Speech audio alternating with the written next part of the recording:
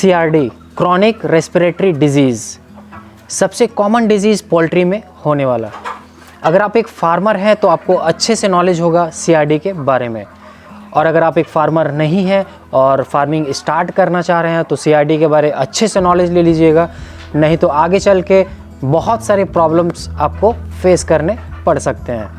तो आज हम बात करने वाले हैं CRD के बारे में, CRD के सिम्टम्स के बारे में, CRD के स्टेजेस के बारे में और CRD के प्रिवेंशन के बारे में।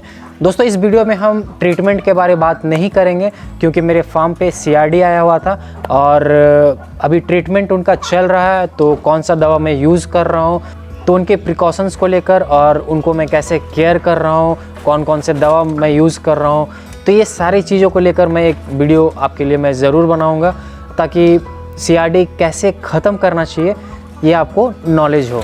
टॉपिक पे बात करने से पहले मैं बोलना चाहूँगा आपसे कि अगर आपने चैनल को सब्सक्राइब नहीं किया है तो चैनल को सब्सक्राइब कर लें, क्योंकि मैं ऐसे ही नॉलेजेबल फार्मिंग से रिलेटेड वीडियोज़ में आपके लिए हमेशा लाता रहता हूँ।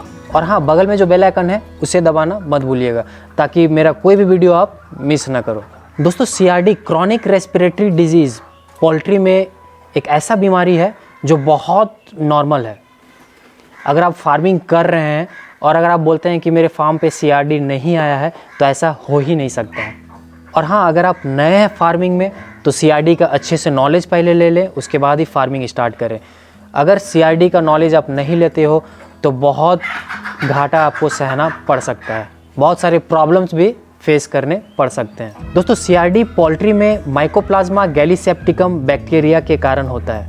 अगर आपके चिकन थोड़ा सा भी स्ट्रेस में आते हैं तो माइकोप्लाज्मा गैलीसेप्टिकम जो बैक्टीरिया होता है वो हावी हो जाता है हमारे चिकन्स के ऊपर।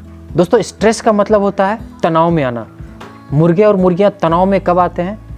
जब उनको न्यूट्रिशियस खाना नहीं मिलता है, जब सही से उनको भोजन नहीं मिलता है, वो स्ट्रेस में आ सकते हैं। और दूसरा, वो तनाव में कब आते हैं? जब मौसम चेंज होता है। मान लीजिए ठंड से गर्मी का मौसम आ रहा है या फिर बरसात के बाद ठंड का मौसम आ रहा है, तो ऐसे में वो स्ट्रेस में आते हैं। और तीसरा, जब हमारा शेड साफ़ ना हो, जब हमारा बिछावन गंदा हो, समय समय पे अगर हम चेंज नहीं कर रहे हैं अपने बिछावन, या फिर हमारे शेड के अंदर बहुत सारे धूल उड़ रहे हैं, तो उसके कारण भी हमारे जो मुर्गियाँ हैं वो स्ट्रेस पे आती हैं। चौथा, शेड पे कैपेसिटी से ज़्यादा हम मुर्गियाँ रख देते हैं। उस कारण से भी क्या होता है कि मुर्गियाँ दौड़ते हैं, भागते हैं इधर उधर, उस कारण से भी वो स्ट्रेस पे आ सकते हैं।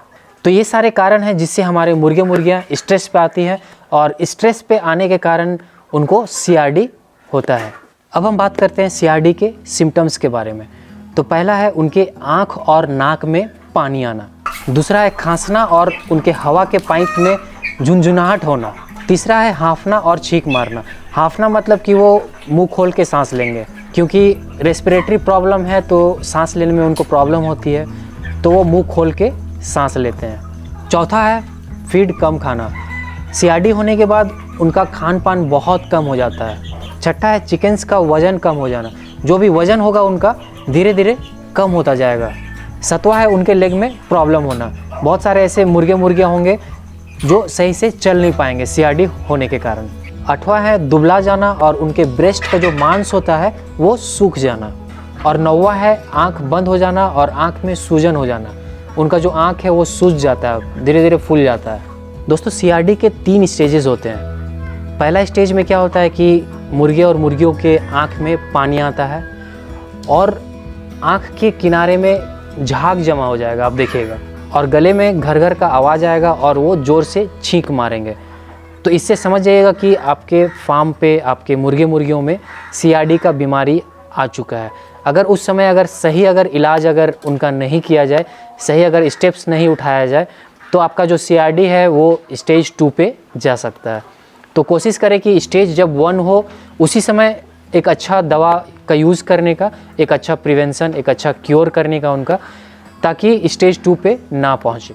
और स्टेज 2 पे उनके आँखों में सूजन हो जाना और उनकी आँखें चिपचिपा होकर बंद हो जाना और मुँह खोल कर सांस लेना, ये सारे स्टेजेस 2 के सिम्टम्स हैं। जब CRD स्टेज 2 पे पहुँच जाए तो कोशिश करें कि CRD का जो भी आप दवा चला रहे हो वो पूरे फार्म पे सारे मुर्गियों को चलाएं। और जो ज़्यादा संक्रमित है उन्हें जल्दी से आप झुंड से अलग कीजिए और उनको एक अलग ट्रीटमेंट दीजिए। अगर स्टेज 2 पे सही से अगर इलाज नहीं हुआ तो हमारा जो CRD है वो स्टेज 3 पे जा सकता है। तो कोशिश करें कि अगर स्टेज 2 पे है तो उन्हें अच्छे से हम इलाज करें।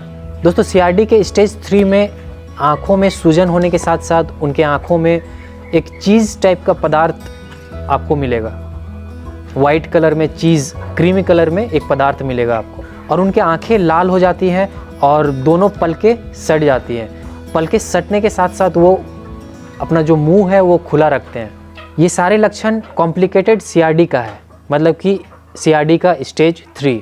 अगर आपके फार्म पे CCRD अगर आ गया है, कॉम्प्लिकेटेड CRD अगर आ गया है, तो आपको बहुत सावधानी बरतना होगा, क्योंकि अगर आपके मुर्गियाँ अगर CRD के स्टेज 3 पे अगर आ जाते हैं तो बहुत मुश्किल से वो ठीक होते हैं। अगर ठीक हो भी जाते हैं तो बहुत ज़्यादा समय लगता है। दोस्तों जैसा कि आपको पता है कि मेरे फार्म पे भी अभी बीमारी आया हुआ है, और वो बीमारी कोई और बीमारी नहीं है, CRD है। थोड़ा सा समय लगा मुझे पहचानने में, बट बीमारी CRD है, और देर लगने के कारण क्या हुआ कि वो CRD 3rd स्टेज पे पहुंच चुका है। दोस्तों और एक प्रॉब्लम क्या था कि मान लीजिए जो बर्ड्स अफेक्टेड हो जाते हैं तो उनको एक अलग रूम में रखना चाहिए, जो कि मेरे पास अवेलेबल नहीं था। मैं यहीं पे उनको रखता था अलग से। आप देख सकते हो वो जो जाली है उस पर मैं जो भी बीमार होते थे उसके अंदर मैं उनको रखता था, इसी शेड के अंदर। तो ये सबसे बड़ी गलती थी मेरी, जिसके कारण क्या हुआ कि बीमारी फैलता गया और वो CCRD का रूप धारण कर लिया है। तो फिलहाल मैंने क्या किया है कि जो भी मेरे मुर्गियाँ थे जो ज़्यादा संक्रमित हैं CCRD से, तो उनको मैंने एक अलग रूम पे रखा हुआ है, और मैंने उनका इलाज भी शुरू कर दिया है। तो कौन कौन से दवा मैं यूज़ कर रहा हूँ, कैसे कैसे मैं उनको क्योर कर रहा हूँ, उनकी आंखें अगर चिपक जा रही हैं तो उस पर मैं क्या यूज़ कर रहा हूँ, तो ये सारी चीज़ मैं नेक्स्ट वीडियो में आपको ज़रूर बताऊँगा, आने वाले वीडियो में। तो जैसे ही मेरे मुर्गियाँ ठीक होते हैं, जो भी मैं दवा यूज़ कर रहा हूँ, जो भी प्रिकॉशंस मैं ले रहा हूँ, तो ये सारी चीज़ें मैं आपके साथ शेयर करूँगा। तो चैनल पे बने रहिए ये जानने के लिए कि CRD स्टेज 3 का इलाज मैंने कैसे किया और कौन कौन से दवा मैंने यूज़ किए हैं। तो अगर आपने इस चैनल को सब्सक्राइब नहीं किया है तो चैनल को सब्सक्राइब कर लें, क्योंकि मैं ऐसे ही नॉलेजेबल वीडियोज़ हमेशा आपके लिए मैं लाता रहता हूँ। और हाँ, बगल में जो बेल आइकन है उसे भी दबा दीजिएगा। So thanks for watching. अगले वीडियो में फिर से मुलाकात होगी आपसे एक नए नॉलेजेबल वीडियो के साथ। तब तक के लिए घर पे रहिए और सुरक्षित रहिए। जय हिंद, वंदे मातरम।